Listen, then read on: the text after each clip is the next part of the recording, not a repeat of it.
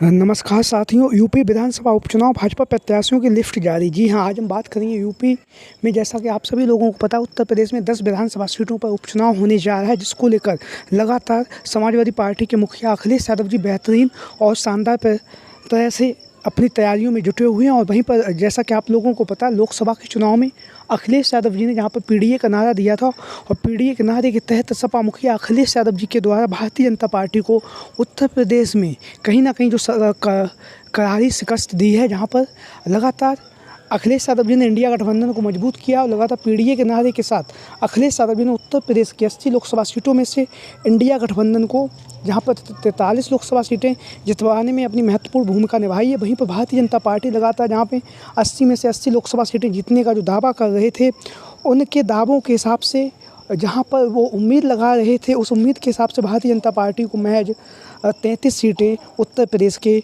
लोकसभा के चुनाव में मिली हैं। जितनी सीटें उत्तर प्रदेश से भारतीय जनता पार्टी के अखिलेश यादव ने और राहुल गांधी जी ने कम की हैं, उन्हीं सीटों की वजह से आज केंद्र में भारतीय जनता पार्टी की पूर्ण बहुमत से सरकार नहीं है। और अब जो सरकार चल रही है, वो एनडीए गठबंधन के साथ सरकार चल रही है, और भारतीय जनता पार्टी को 240 लोकसभा सीटों पर जीत हासिल हुई थी। आप सभी लोगों को पता है, पूरी मेजॉरिटी के लिए 272 लोकसभा सीटें होना ज़रूरी है। वहीं पर अब यहाँ पर उत्तर प्रदेश में 10 विधानसभा सीटों पर उपचुनाव है, और इस उपचुनाव में कहीं ना कहीं भारतीय जनता पार्टी, जिस तरह से लोकसभा के चुनाव में समाजवादी पार्टी ने उसे करारा झटका दिया है, उस झटके को भरने के लिए भारतीय जनता पार्टी लगातार मंथन कर रही है। लगातार प्रत्याशियों के नाम को लेकर भी लगातार पार्टी अंदर खाने मंथन चल रहा है। तो हम बात करेंगे सबसे पहले 10 विधानसभा सीटों में से सीसामऊ की विधानसभा सीट, जो लगातार चर्चाओं में बनी हुई है। सीसामऊ की विधानसभा सीट एक ऐसी विधानसभा सीट है जहां से समाजवादी पार्टी का कब्जा पिछले 30 सालों से रहा है। हालांकि अभी वर्तमान समय में सीसामऊ की जो विधानसभा सीट से जो इरफान सोलंकी समाजवादी पार्टी के विधायक थे, उनकी विधायकी खत्म हो चुकी है। और जब उनकी विधायकी खत्म हुई है, तो यहाँ से अब उपचुनाव होना तय हो चुका है, जहां पर उपचुनाव में भारतीय जनता पार्टी की तरफ से अनेक दावेदार टिकट की दावेदारी कर रहे हैं। वहीं पर जो पहला नाम जो लगातार चर्चाओं में चल रहा है, वो है नवीन पंडित। नवीन पंडित कई बार के पार्षद रह चुके हैं, और कई बार के पार्षद रहने के साथ ही साथ लगातार जो सीसामऊ की जो विधानसभा सीट है, वहाँ पर भारतीय जनता पार्टी की तरफ से टिकट की दावेदारी कर रहे हैं। और वहीं पर योगी आदित्यनाथ के करीबी भी हैं, और करीबी होने के साथ साथ इन्होंने अभी योगी आदित्यनाथ जी से मुलाकात भी की है। तो पार्षद नवीन पंडित जी का जो टिकट है, वो सीसामऊ की विधानसभा सीट से लगभग तय माना जा रहा है, क्योंकि भारतीय जनता पार्टी लगातार जहाँ पर सीसामऊ की विधानसभा सीट को लेकर मंथन का दौर जारी है, वहीं पर टिकट के लिए अनेक दावेदार टिकट की दावेदारी भी कर रहे हैं। वहीं पर कई बार के जो पार्षद रह चुके हैं, नवीन पंडित का यहाँ से मजबूती के साथ टिकट की दावेदारी की जा रही है। वहीं पर हम बात करेंगे अब कुंदरकी की विधानसभा सीट। कुंदरकी की विधानसभा सीट, जहाँ से समाजवादी पार्टी के जो विधायक थे जियाउर रहमान, भाई अब संभल से सांसद हो चुके हैं। संभल से सांसद बनने के साथ जियाउर रहमान ने कुंदरकी की जो विधानसभा सीट है, वहाँ से अपना इस्तीफ़ा दे दिया है। जहाँ पर जियाउर रहमान ने अपना इस्तीफ़ा दिया है, और इस्तीफे के साथ ही कुंदरकी की विधानसभा सीट पर उपचुनाव होना तय हो चुका है।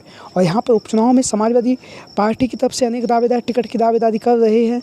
वहीं पर भारतीय जनता पार्टी भी कुंदरकी की जो विधानसभा सीट है, जो समाजवादी पार्टी का गढ़ माना जाता रहा है, वहाँ से प्रत्याशी को लेकर लगातार मंथन कर रही है।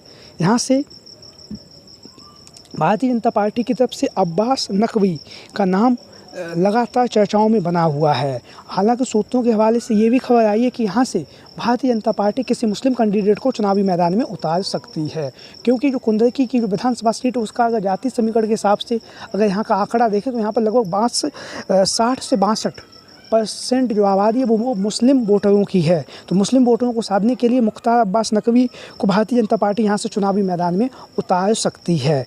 लगातार मुख्तार अब्बास नकवी के नाम की जो चर्चाएं हैं, वो लगातार चल रही हैं कुंदरकी की विधानसभा सीट से भारतीय जनता पार्टी के प्रत्याशी के तौर पर।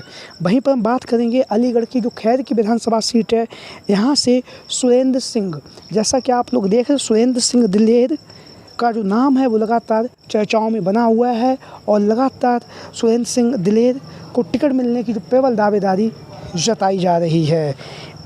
इनके जो पिताजी थे स्वर्गीय श्री राजवीर सिंह, वो पूर्व में सांसद भी रह चुके हैं हाथरस से। तो सुरेंद्र दिलेर का जो टिकट है वो खैर की विधानसभा सीट से लगभग तय माना जा रहा है भारतीय जनता पार्टी की तरफ से।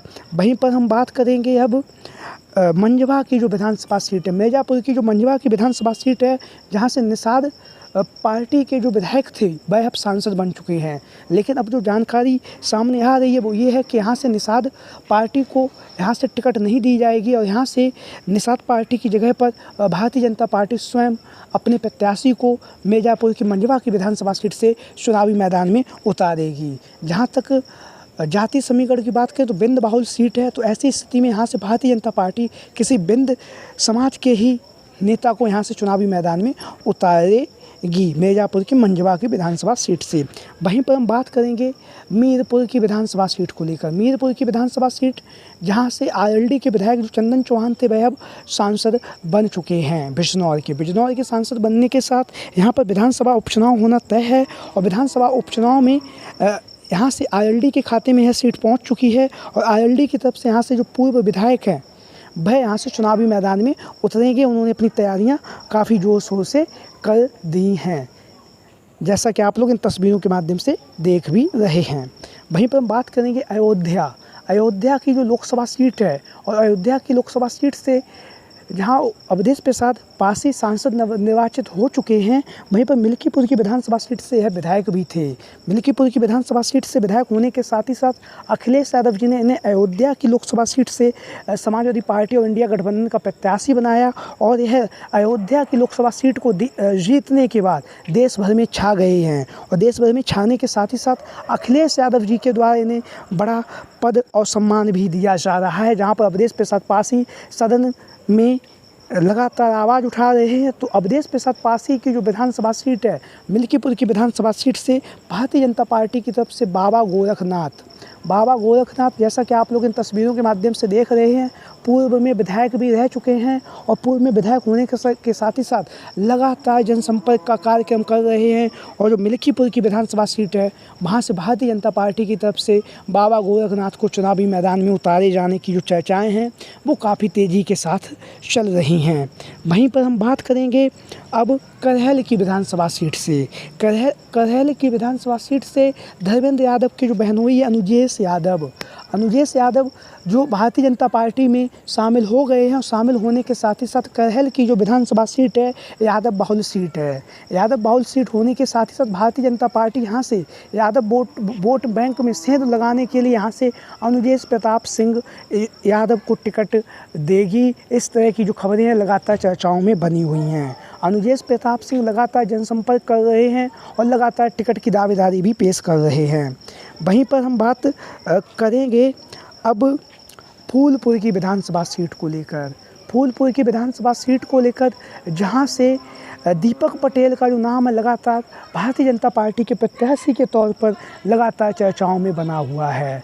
दीपक पटेल लगातार फूलपुर की जो विधानसभा सीट है पटेल बाहुल सीट है और पटेल बाहुल सीट होने के साथ ही साथ लगातार जनसंपर्क का जो कार्यक्रम है वो कर रहे हैं। और इसके साथ ही साथ हम बात करेंगे अब, जैसा कि आप लोग अपनी स्क्रीन के माध्यम से देख रहे हैं, धर्मराज निषाद। तो धर्मराज निषाद की जो टिकट की दावेदारी है वो लगातार चल रही है और लगातार वह टिकट की दावेदारी भी पेश कर रहे हैं धर्मराज निषाद, जैसा कि आप लोग इन तस्वीरों के माध्यम से देख भी रहे हैं। तो लगातार आप लोगों की क्या राय है इन संभावित दावेदारों को लेकर कमेंट